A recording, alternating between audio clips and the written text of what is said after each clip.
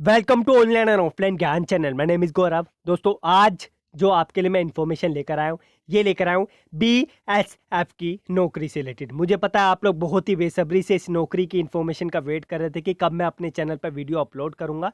तो भाई थोड़ा सा रिसर्च कर रहा था, इसलिए वीडियो लाने में थोड़ी देरी हो गई, बट जो भी इन्फॉर्मेशन लेकर आया हूँ ऑथेंटिक लेकर आया हूँ और कंप्लीट तरीके से लेकर आया हूँ। आप लोगों को करेक्ट इन्फॉर्मेशन नहीं मिल पा रही थी, आप कमेंट पे कमेंट किए जा रहे थे कि सर हमें जो है बीएसएफ पर एक वीडियो बनाकर दे दो।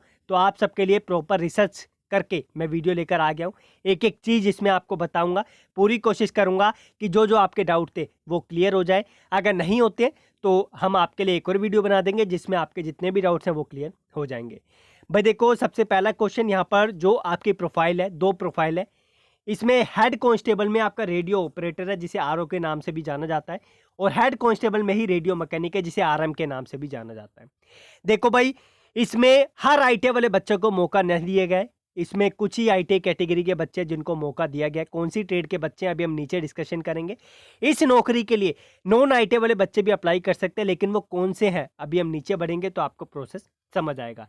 भाई देखो, आईटी वाले बच्चों को एक अच्छा मौका दिया गया है। जो जो एलिजिबल है, जिनकी ट्रेड्स यहाँ पर अवेलेबल है, मैं उनको यही बोलूँगा कि ये मौका आप मत छोड़ना। और आपको बता दूं, ये जो इन्फॉर्मेशन है मैंने कल अपनी एप्लीकेशन पे अपडेट कर दी थी, जॉब्स फॉर पब्लिक। आपको जो है प्ले स्टोर पे 3rd नंबर पे दिख जाएगी। वैसे पहले नंबर पर मैंने एप्लीकेशन का लिंक दे दिया है, डाउनलोड करके आप जो उसके फीचर्स देख सकते हैं और क्या क्या बेनिफिट मिलेंगे उसके लिए ऊपर वाली वीडियो देख सकते हैं। यहाँ पर आपको बता दूं कि जो आपका पे स्केल है हेड कांस्टेबल आरओ के लिए यानी रेडियो ऑपरेटर के लिए level 4 in the pay matrix के हिसाब से दिया जाएगा। बाकी के लिए आप इंटरनेट पे देख लेना कि लेवल 4 में कितना पे आउट आपको दिया जाता है। जो आपका हेड कांस्टेबल रेडियो मैकेनिक है उसमें आपका 25,500 रुपये से 81,100 रुपये तक आपको पे आउट मिलेगा, जो आपको 7th सीपीसी के हिसाब से मिलेगा।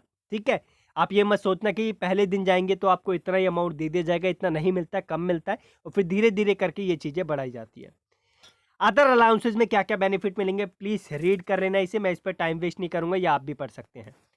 वैकेंसीज को दो पार्ट में डिवाइड किया हुआ है, एक तो आपकी आरओ है और एक आपकी आरएम है। आरओ यानी रेडियो ऑपरेटर, आरएम यानी रेडियो मैकेनिक। आरओ में 300 है और आरएम में 772 है। बाकी कैटेगरी वाइज आप देख लेना किस किस कैटेगरी में कितनी वैकेंसीज रखी हुई है। नीचे हम बढ़ते हैं, नीचे कुछ नोट दे रखे हैं, प्लीज़ रीड इट केयरफुली जो जो चीज़ें मैं छेड़ रहा हूँ। भाई देखो, इसका एग्ज़ाम, इसका रिटन एग्ज़ाम और बाकी का जो प्रोसेस है वो बच्चों का काम नहीं है। इसे आपको बिल्कुल स्ट्रेटजी वाइज बना के चलना पड़ेगा, तब जाके आप इसका एग्ज़ाम निकाल पाएंगे। ऐसा नहीं है कि आप जो इजीली इस एग्ज़ाम को क्लियर कर पाए। 4 चीज़ों में, 4 चरण में आपका जो यहाँ पर पार्ट लिया जाएगा। अगर वो चारों चीज़ें आप क्लियर करते हैं then you will be selected by the department. ठीक है, तो यहाँ पर हम देखें, पहले डेट देख लेते हैं। तो यहाँ पर आपका रिक्रूटमेंट डेट दे रखी है। देखो भाई, ये जितनी भी डेट्स हैं टेंटेटिव है। आप 28 जुलाई को ये सोचेंगे कि आपका रिटन टेस्ट हो जाएगा, तो मैं आपको यहाँ पर ये नहीं बोलूँगा कि 100% होगा। ये डेट टेंटेटिव होती है, इसमें चेंजेस होने के पूरे पूरे चांसेस होते हैं, तो इन पर विश्वास करने की ज़रूरत नहीं है। बाकी आप अपनी पढ़ाई करना। रिटन एग्ज़ाम की डेट ये दे रखी है। बाकी ओएमआर शीट पर आपका एग्ज़ाम होगा जो रिटर्न होगा। उसके बाद सेकंड फेज़ जो होगा आपका, इसमें आपका पीएचटी, पीईटी एंड डॉक्यूमेंटेशन जो आपका 9 अक्टूबर ऑनवर्ड्स यानी इस दिन होने की पॉसिबिलिटी है। उसके बाद जो इसी का सेकंड पार्ट है फेज़ 2 का, इसमें आपका जो डिस्क्रिप्टिव रिटन टेस्ट होगा। आप अब देखो, एमसीक्यू वाला तो आपने दे दिया पहला, उसके बाद दूसरा आपका डिस्क्रिप्टिव होगा आरओ के लिए भी और आरएम के लिए भी। क्योंकि देखो भाई, ये एग्ज़ाम निकालना कोई आसान काम नहीं है। हाँ, अगर आपकी तैयारी अच्छी है तो डेफिनेटली उसका आउटपुट आपको मिलेगा। बस इसमें बच्चे किस में रह जाते हैं, जो आपका जो यहाँ पर डिस्क्रिप्टिव होता है। क्योंकि एमसीक्यू तो बच्चा कैसे न कैसे दे ही देता है, लेकिन जब आपका डिस्क्रिप्टिव होता है जिसमें एक ऐसे काइंड ऑफ आपको लिखना पड़ता है, उसमें दिक्कत आ जाती है, उसकी आपको प्रिपरेशन करनी पड़ती है। थर्ड फेज़ आपका जो है फाइनल मेडिकल होगा, और मेडिकल भी इसका बीएसएफ का आपको पता है इतना आसान नहीं होता। मेडिकल निकालना थोड़ा डिफिकल्ट हो जाता है, बहुत सारी चीज़ों का एनालिसिस किया जाता है। उसके बाद आपका फाइनल रिजल्ट लगेगा, और बाकी आप देख सकते हैं। नीचे हम बढ़ते हैं, एलिजिबिलिटी कंडीशन। देखो भाई, मुझे पता है आईटी वाले बच्चे ऐसे हैं जिनको बहुत ज़्यादा परेशानी हुई है, बार बार बोल रहे हैं कि सर हमें तो मौका ही नहीं दिया गया, हम क्या करें, हमारी तो इसमें ट्रेड ही अवेलेबल नहीं है। भाई देखो, इसमें मैं तो कुछ नहीं कर सकता, ये डिपार्टमेंट वालों की मर्जी है। जो रिक्वायरमेंट डिपार्टमेंट को है वही तो बच्चे सिलेक्ट करेगा। अब ऐसा तो नहीं कि यहाँ पर ब्यूटिशियन ट्रेड की ज़रूरत है तो ब्यूटिशियन वाले को ले लेगा, ऐसा नहीं करेगा डिपार्टमेंट। भाई देखो, जिस चीज़ की रिक्वायरमेंट है, मुझे पता है कभी कभी इलेक्ट्रिशियन वालों को मौका दिया जाता है, कभी कभी फिटर को दिया जाता है, उसमें RNTV वालों को नहीं दिया जाता, कोपा वालों को नहीं दिया जाता। तो उस जो आपकी उन ट्रेड में दिए जाते हैं उसमें ये ट्रेड नहीं आती है।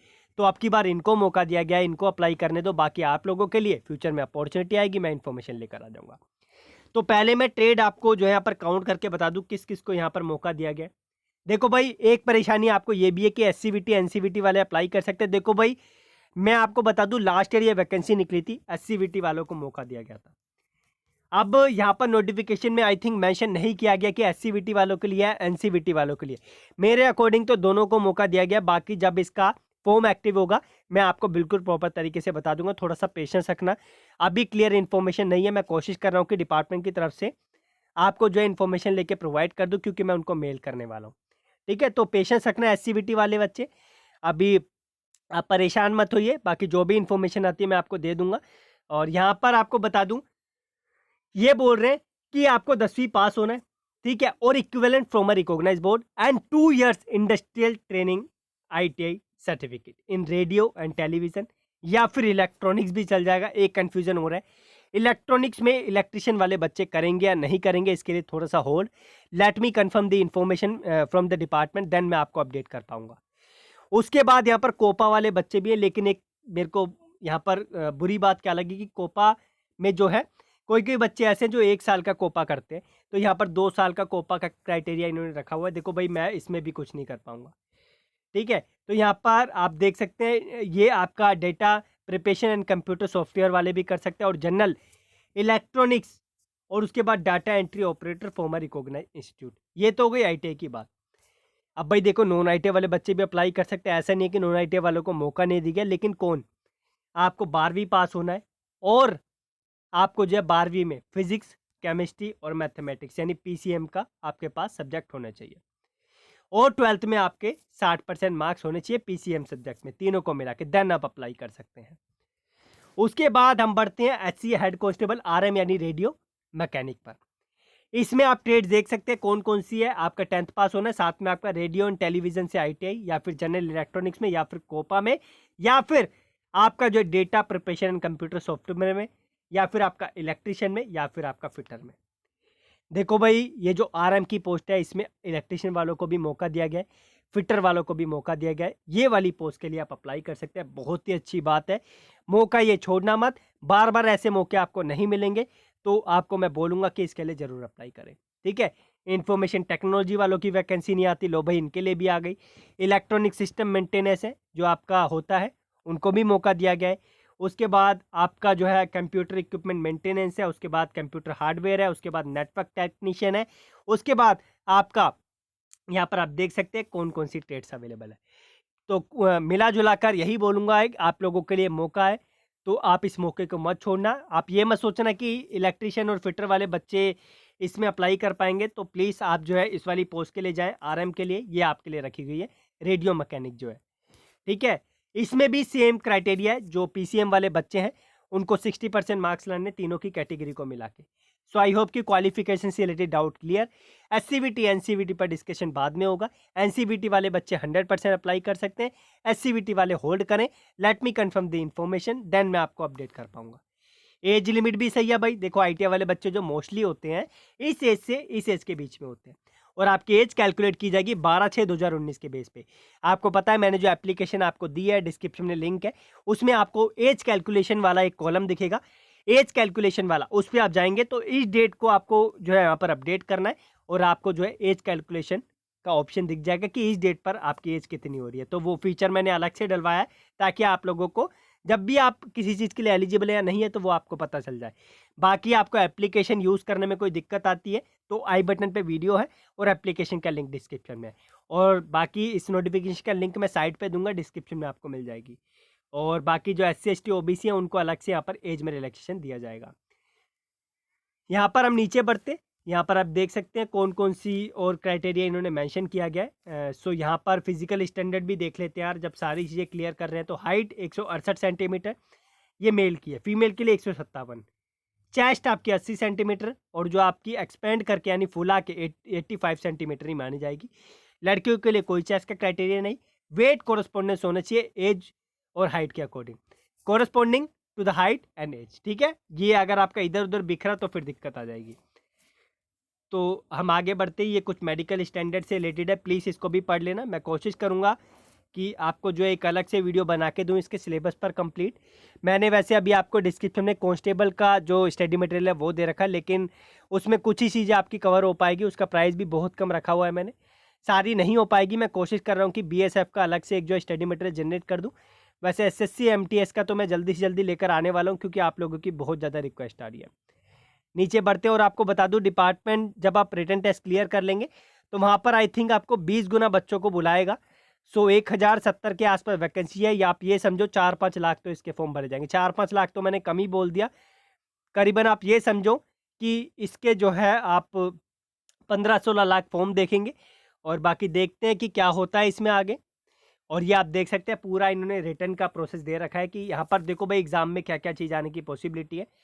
मैं सिलेबस की एक अलग से वीडियो लेकर आऊँगा, तब आपको समझ आएगा। नेगेटिव मार्किंग भी है भाई इसमें, ठीक है। For every multiple choice question 2 marks आपके काटे जाएंगे। ऑफ 2 मार्क्स 2 नंबर का आपका मल्टीपल चॉइस क्वेश्चन होगा तो उसके आपके 0.50 काटे जाएंगे, यानी 1/4 इन्होंने नेगेटिव मार्किंग रखी हुई है, ठीक है। यानी 2 नंबर का आपका क्वेश्चन है तो उसमें जो है आपका ये आधा नंबर काट लेंगे अगर गलत होता है तो। बाकी उसके बाद जो है यहाँ पर आप देख सकते हैं क्या क्या क्राइटेरिया मैंने ऊपर भी समझाया, सेकंड फेज है ये। उसके बाद ये कुछ हाइट और वेट से रिलेटेड इन्फॉर्मेशन है, ये आप पढ़ लेना। इसमें आपकी लॉन्ग जंप भी होगी और हाई जंप भी होगी, रेसिंग भी होगी, ठीक है। तो ये आप यहाँ से पढ़ लेना। उसके बाद जो है यहाँ पर आपका थर्ड फेज है जिसमें आपका डिस्क्रिप्टिव रिटन टेस्ट होगा, ठीक है।